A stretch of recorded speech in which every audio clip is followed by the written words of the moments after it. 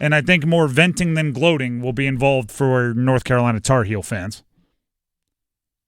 Carolina suffered the kind of loss to Stanford over the weekend that gives back so much of the darn near all of the progress they had been making over the last few weeks. Go back and listen to our segments last week about UNC. Tinges of optimism, happiness, excitement, putting it together, figuring it out were words and phrases that we used to describe UNC. Then they went and lost to Stanford. There are certain things. I don't like. Sometimes you get real detailed. Sometimes it's more simple. You can't lose to Stanford at home. When you are the North Carolina Tar Heels, you can't lose to Stanford at home. We could stop there. Stanford was a quad 3 game. Not even a strong ACC team this year. You can't lose to Stanford at home. But when you get into the details, it gets worse. You can't lose to Stanford at home, especially when the flaws in your roster weren't the cause. We know they lack size. We know North Carolina doesn't have a traditional big. That didn't get you. You rebounded essentially evenly. You gave up volume stats to Max Raynaud, the all-whatever player for Stanford, but he was wildly inefficient. Took a bunch of shots to get to his, whatever it was, 23 and 12. He took 24 shots total. That's good. You did it. You did the hard part. 8 of 24. That's all he was. You did it. You outscored Stanford in the paint, so we can't even sit back and blame roster construction for this one. Hubert Davis, the head coach, too many small mistakes is what caused loss for Stanford. I felt like today it wasn't one thing. I felt like it was a number of just little details that just mistakes that we made throughout the entire game, whether it be on both ends of the floor, whether it was execution defensively out of bounds underneath, ball screen coverage, closeouts, take two guy, and then on the offensive end, turnover, shot selection, execution, being in the right spots. And so I just felt like it was a culmination of little things. Little things, culmination of little things. The scary part is, yes, Ian Jackson had an off day. Ian Jackson had been scoring like 21 points per game over his last, 7 or 8 games. Ian Jackson, a true freshman, had an off day, and UNC reverted right back to where they were before I thought they figured out the roster. They went right back to it. R.J. Davis leading them in scoring but inefficient. I never, in a million years, thought I'd say this about this year's UNC team, but if Ian Jackson isn't cooking, they don't have enough scoring firepower. If the other team's inefficient, it's canceled out by their own inefficiencies. It takes them a lot of shots to get a certain amount of points. It'll take UNC a lot of shots to get a certain amount of points. A freshman is that important on the perimeter to a team that returned R.J. Davis and Seth Trimble. R.J. Davis, the defending ACC Player of the Year. Seth Trimble, one of the favorites and one of the contenders last year for Sixth Man of the Year. Ian Jackson is now a keystone species. He is a quintessential building block. If he doesn't score, 18, this team struggles with even the run-of-the-pack ACC squads. I thought I thought they were going to be able to continue their run because I still believe in the talent, but the talent just isn't producing. Drake Powell wasn't used enough. Was it 3 shots? Yeah, he was quiet. He was quiet all afternoon. There is a stat I would like to use here. Let me see if I can go ahead and find it. About Drake Powell. Here it is.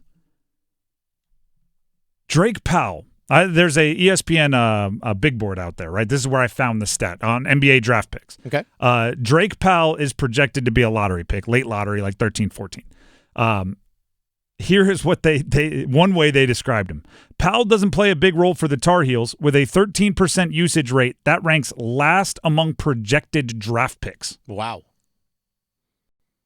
That's not last amongst projected like top 10, last among projected that last among their projected draft picks at 13% usage, which means you have a Ferrari in your car that you only drive on like Tuesday afternoons when it's not raining.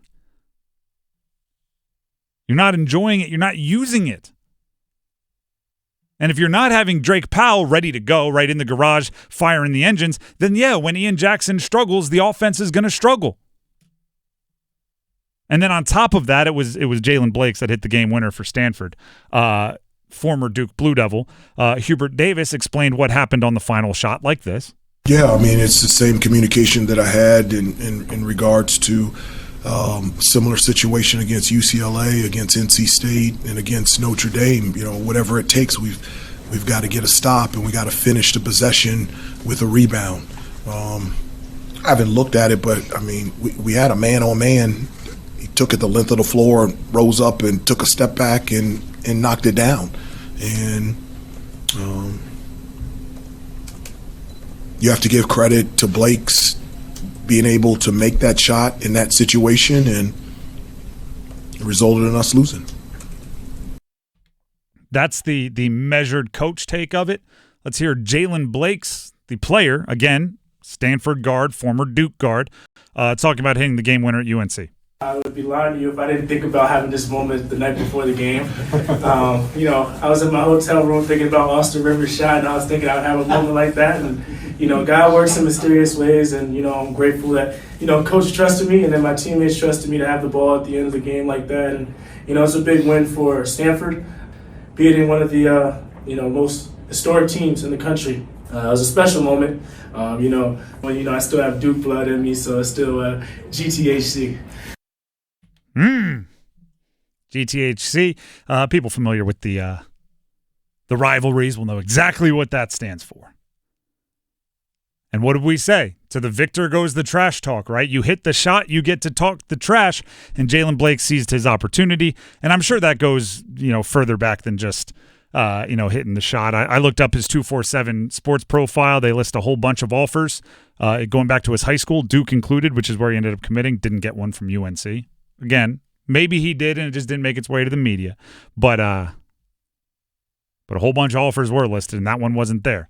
So credit to Blakes for getting his little moment to talk some trash. I was at the game there on Saturday, and it just felt like at some points during the game, it's like, okay, this is the spot where UNC is just going to take over. Okay, Agreed. This is the spot where UNC's offense is just going to go on a run, where it's like a 13-2 run, and they just extend this lead and just take off with this game. And it just never happened. Yep. It just never happened. You mentioned Raynaud and with his 25 points, wherever he had, and then Hubert Davis talking about the small details. I was like, well, one thing that they never did, UNC never did, like Raynaud was not afraid to shoot from the outside, even though he was, I think, 4 of 12 in the game for it. They never try to run him off the three-point line. It's like, this guy clearly is okay shooting, and sure enough, late in the game, he hits his 4th three-pointer that actually gave Stanford a 1-point lead, but it was a big shot late. I was like, where's the closeout? They never closed out on him at any point during the game, it felt like. And I don't know, there's a lot of open looks because different times Stanford defensively went with a 1-3-1 zone with Raynaud and his big 7'2" frame there in the middle of it. And UNC's ball movement led to open shots. They just weren't hitting them. It's just simple as that. It's like, okay, here's a corner three for Ian Jackson, doesn't go. Here's a three-pointer for RJ Davis, doesn't go. And they're clean looks. But it just felt like UNC's offense was ready to explode, and it never happened. I couldn't agree more with that. By the way, the other thing that I think they didn't really adjust to was Raynaud and Young, the two bigger guys for Stanford. I think I'm looking at it right now. 7 blocks between the two of them, 4 and 3.